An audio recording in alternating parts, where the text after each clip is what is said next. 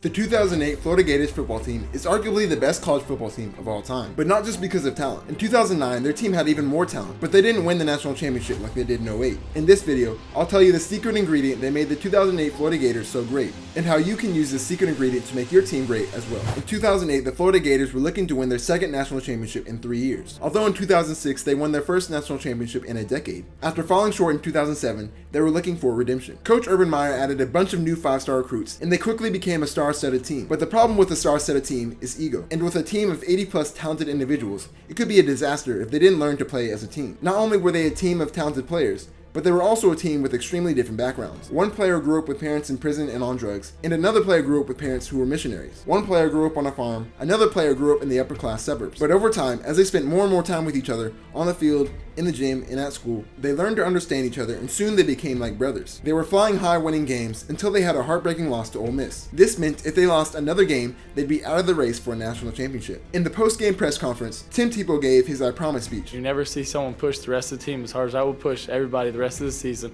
You never see a team play harder than we will the rest of this season. Once making it into the playoffs, they steamrolled over everyone they played, and in the end, they won the national championship. So what made the team so great? It's almost this sense of unity, not just a team, but a brotherhood. They played so well together because they played with trust and loyalty. This is deeper than having team chemistry or playing well as a team. They each would do whatever it took to help the team. The proof that having a team with a strong bond is more important than having a team with a lot of talent is in what happened next year. The following year, they had even more talent. All of their stars were going to be seniors, and they recruited the best players in the country. But here's a clip of them during halftime of an important game. I was ready to fight. Everybody picked a side, and before you know it, we split down the middle as a team. They didn't win the national championship that year because they weren't unified, and that was the difference. My high school team had a similar story to the 08-09 Florida Gators, except we were aiming for a state championship, not a national championship. And there weren't 90,000 people in the stands every game, and girls weren't fainting when they looked at us. Girls fainting. I mean, you like, what the? But anyway, my junior year, I was on a star-studded team. We were ranked top 5 in the nation, so it was no question that we'd win state.